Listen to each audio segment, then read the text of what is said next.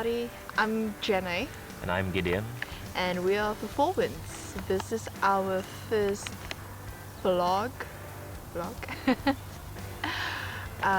which we thought to share our to-do before you embark on a road trip across Canada / the USA.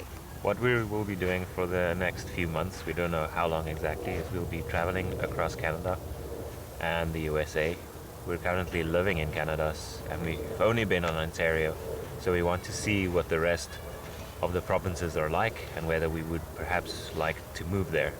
So we're first gonna go west from here in Ontario around the Toronto area up until Vancouver, and then we'll pop down into the US and do a return trip back to our current location. And then after that we'll go east through the United States, coming up through Canada and heading back here. So on this road trip, the only thing that we won't be seeing are the three territories. So that's the Northwest Territories, the Yukon Territories, and Nunavut. Yeah. Why are we doing this? A few reasons, I guess. First being, like you said, to see the other provinces and how it is there, to decide whether we want to move there or not. I have a desire to travel and see as much of the world as I can. I have a scratch out map of the world, and shockingly I've only seen like a little bit. This all started, we wanted to build a van and do the whole van life thing, but it would have been too much money, so we decided to use what we have, and that's why we're going to use our little Hyundai.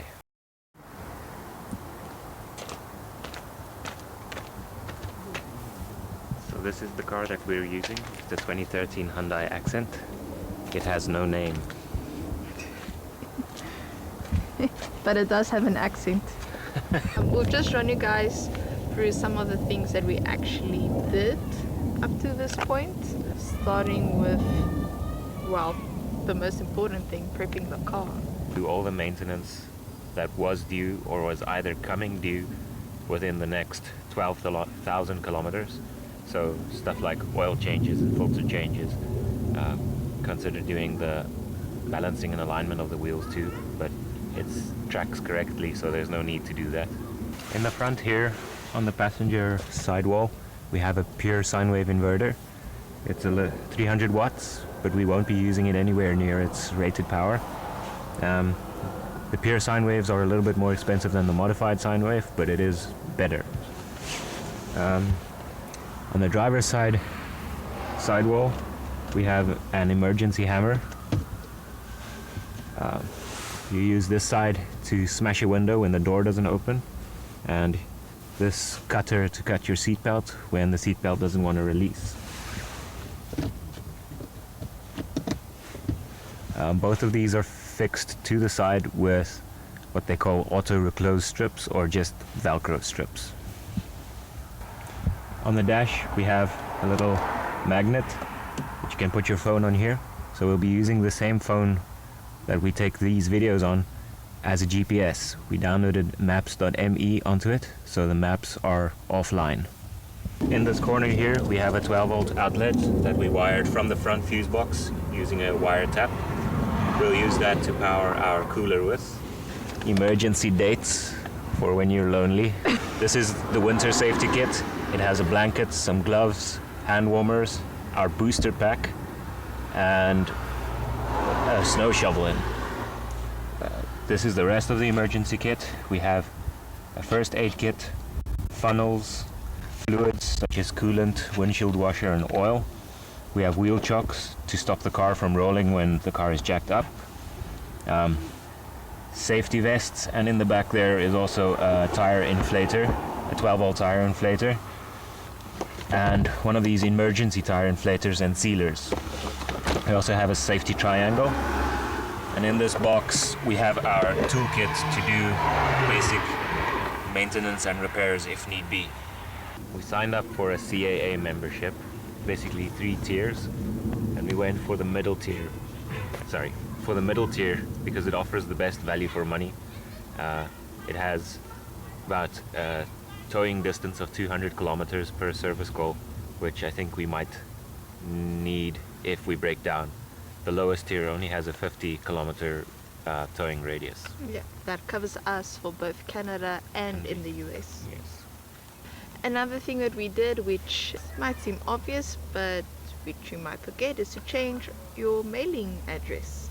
Either rent a post box at the UPS or at Canada Post, but we opt for just mailing our mail to a family member that will still be living in Ontario.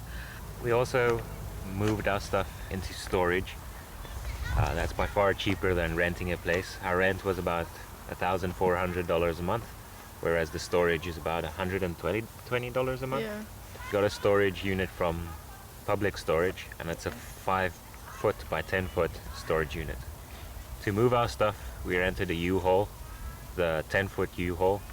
Total cost for that was about $60. Something we've got to mention to you guys is we're staying in an Airbnb for the next week. We had to move out of our place the end of the month, which was yesterday, and we still have another week of work left. So yeah, but the Airbnb is quite nice. Yes, Airbnbs can be hit and miss. Sometimes you have to look through the reviews quite carefully to see. Oh, get out of the way. That bike coming through. There he goes. Yeah.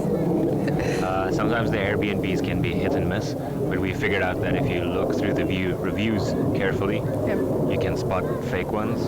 You can spot the ones that don't want to be mean, but they didn't have a positive experience. Yeah, so they would compliment the host on their hosting skills, but not mention something about the unit you're actually renting. One of the other things we did to ensure that we have coverage all across Canada is to, I guess, not upgrade, but just, I was on Chatter, you're still on Chatter, but I upgraded to Bell, so I got a package for the same price, but unfortunately a little less data included in that. Yeah. Well, the places that we're looking at that's staying, one of the parameters in our search is Wi-Fi, so we'll use someone else's data. Yeah, and then once we go into the USA, we'll get a T-Mobile tourist SIM, which will be active for 30 days. What do they cost? $30?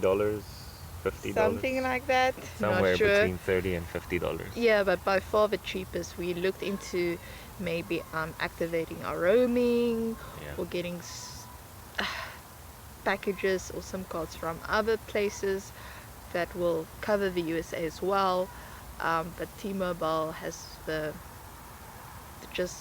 best bang for buck. I suppose this step isn't necessary depending on your personality, but we like to plan things ahead. Specifically my personality, I guess. Yes.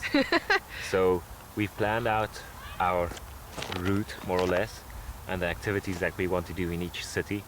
We didn't plan it out to the hour or to the day even, but just to know what is out there before we get there. So we don't spend our precious time in the city figuring out what to do. We just go out and do it. So I planned our western part of the trip, and we just use Excel to do this. Good old Excel. Yes, Excel is wonderful. And GNA planned the eastern trip, also again using Excel. And as you guys can probably see behind us, there's snow on the ground, so it's still much winter weather out there, which also limits the actual activities you can do, as a lot of the museums actually close during the winter time. So another reason for just planning ahead what's at each city or town. Yes. A few weeks ago we went across the border to the USA to get the Land crossing papers in our passports. Probably not necessary. You can do that wherever you cross from Canada to the US, but we just wanted to get that ahead of time, as they're valid for 6 months. and just another thing to not worry about once we actually do cross the border. Yes. And then lastly, but Yeah. most importantly, we made a lot of snacks. Yes, we needed snacks, and you can buy them, but we decided to make some. So I got a cheap dehydrator, and we made dried fruits and jerky. Yeah. Thank you so much for watching. If you guys have any suggestions about what to include in the video, maybe to see the Airbnbs we're staying at, please let us know in the comments below. So we're now on our way to the Greater Sudbury area, to Nipissing Lake, I believe. And we'll see where our next video ends.